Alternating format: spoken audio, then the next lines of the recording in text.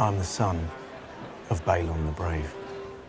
Well, now that the third episode of HOTD Season 2 has finally dropped, it seems like the Dance of the Dragons is slowly expanding itself beyond the confines of the Red Keep and Dragonstone. With tensions aggressively rising between the green and black factions, both crews are desperately looking to recruit more allies before they meet their enemy on the battlefield. This week, we saw several new characters leave a lasting impact, even if their cameo was brief. In the Riverlands, after Daemon Targaryen seized the decaying castle of Harrenhal, he met a mysterious wet nurse named Alys Rivers, who is apparently a witch. Meanwhile, in King's Landing, King Aegon Targaryen II spent a wild night in the city's shadier areas and almost crossed paths with a long-lost relative he doesn't even know exists. Yep, we are indeed talking about Ulf the White. I don't know if you noticed in the previous episode, but Ulf is the same crazy-looking dude who was staring up at all the hanged rat catchers in the previous episode of the prequel show. Well, it didn't seem like he was anything more than a side piece. Ulf is about to become one of the most important characters who's going to have a major influence on the upcoming Targaryen Civil War. So, without wasting another moment, let's find out who Ulf the White really is. Before we get into this explanation, however, we have a very small request. If you like our content, please support us by subscribing to our channel. This is a small click for you, but for us, it means a lot. Thank you. Let's begin. Uncle to the one true queen, Rhaenyra Targaryen.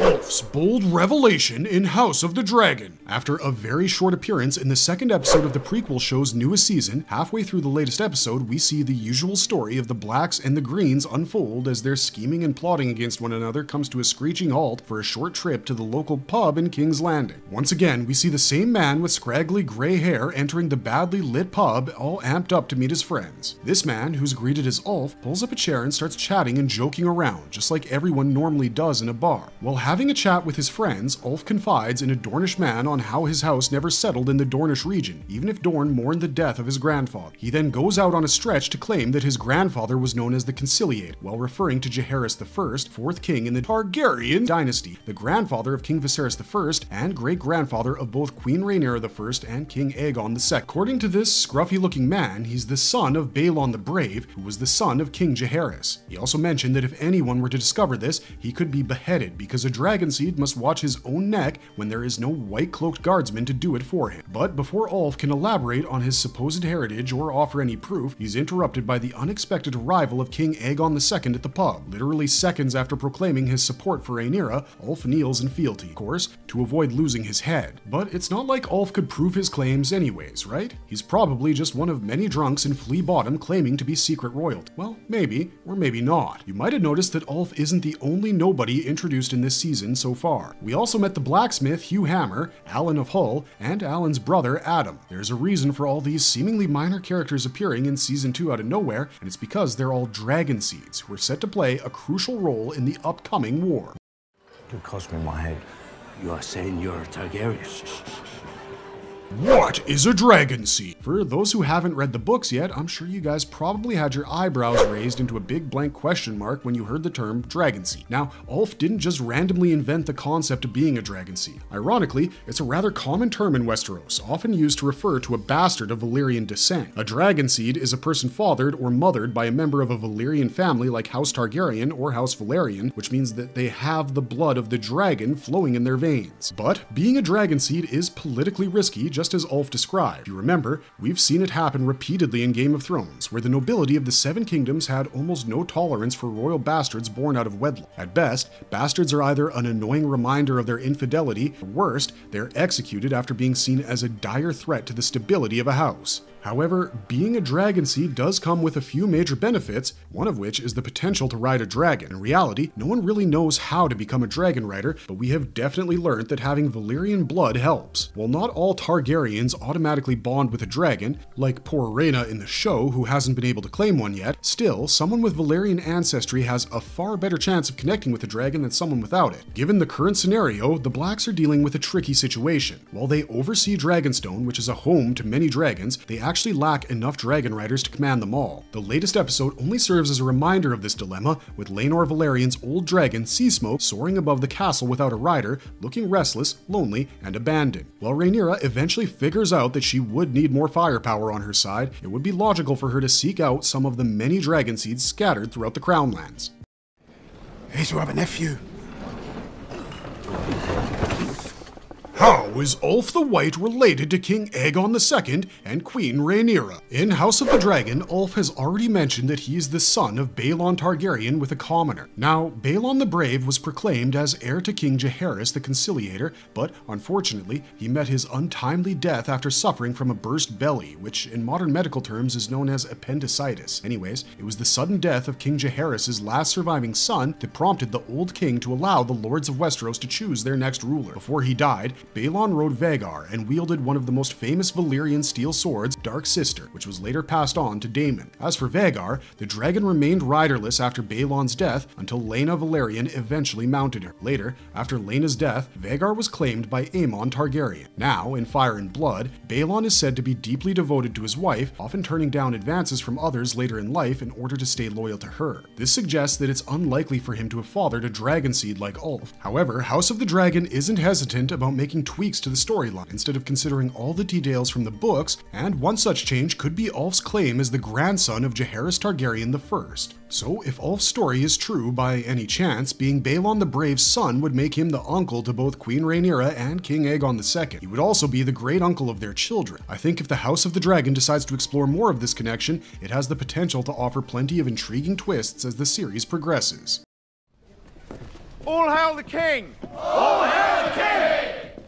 Who is Ulf the White in Fire and Blood? In this source material for the prequel show, Ulf goes by quite a few different names. He's mainly known as Ulf the White for his withered white hair, or Ulf the Sot for being an illiterate drunk. Even in the books, he was nowhere to be found before the event that came to be known as the Sowing of the Seeds, which we are expecting to see unfold in the latter half of Season 2. While the evidence of his true parentage never comes to light, Ulf finally stopped hiding himself when Prince Jaehaerys Velaryon called on all the Targaryen and Valyrian bastards to try and claim all the wild dragons during the Sowing of the Seeds. If you didn't know, the Sowing is known as the time when Queen Rhaenyra found herself reeling from a catastrophic battle with more dragons at hand than any dragon riders. So, she tasked Prince Jaehaerys Velaryon to summon all the bastards of the Targaryen and Valyrian house in order to claim any riderless dragon to support Queen Rhaenyra's blacks and fight for her in the war. In exchange, they were promised lands and titles. Now, only a rare few succeeded in this daring task, and Ulf the White was amongst them. Ulf the White initially started off as a man-at-arms when the Dance of Dragons began. When Prince Jaehaerys called for dragon riders in 129 AC, Ulf managed to mount Silverwing. Alongside other Dragonseeds like Hugh Hammer, Nettles, and Adam Velaryon, Ulf fought bravely beside Jaehaerys in the Battle of the Gullet, although Jace met his end rather tragically during the conflict. After the battle, Ulf began to capitalize on his accomplishment and started going by the name Ulf White in order to highlight his Targaryen lineage. After the Great Battle of Gullet, King's Landing fell under the siege of Queen Rhaenyra. Following this, Prince Daemon Targaryen proposed that Ulf should marry the daughter of the late Lord Stokewood. However, Queen Rhaenyra turned down this idea, and instead, she knighted Ulf and he, granting them lands on Driftmark as a reward for their loyalty. According to rumors heard by the court jester Mushroom, fully drunken Ulf once rode through Flea Bottom wearing nothing but golden spurs. Later, when Daemon suggested that they should punish House Baratheon and Lannister for supporting King Aegon Targaryen II by granting Storm's End to Ulf, Rhaenyra rejects the idea after being opposed by Lord Corlys Velaryon.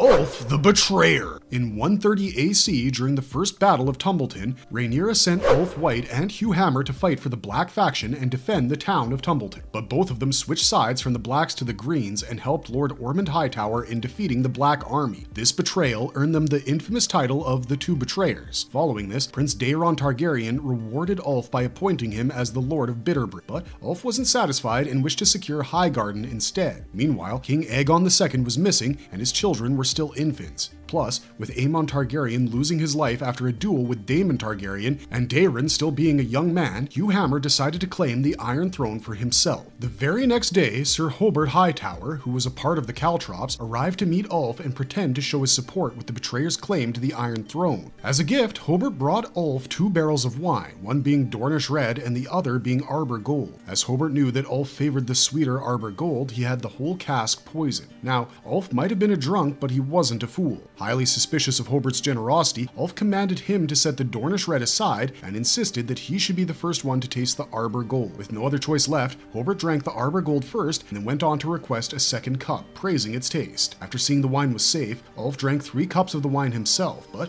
soon the poison began to take effect and Ulf fell into a very deep sleep, causing him to pass away peacefully about an hour later. Meanwhile, Sir Hobart Hightower already knew that the poison was gentle, so tried to throw it up, but it was already too late, and after failing to purge the poison, he succumbed to it as well. So that's the tale of Ulf the White, or more appropriately, Ulf the Betrayer. Many say that if Hugh and Ulf did not betray Rhaenyra, she might have won the war, but I guess the old gods and the new had different plans laid out for the Black Queen. With that being said, do you think HOTD is going to differ from Ulf's original storyline and go on to give him a redemption arc? Would it be something the hardcore fans might want to see? What's your opinion? Let us know in the comments section down below, and if you liked our content, don't forget to leave a like and subscribe to us if you haven't already. Thanks for watching, stay safe out there, and have a marvelous day.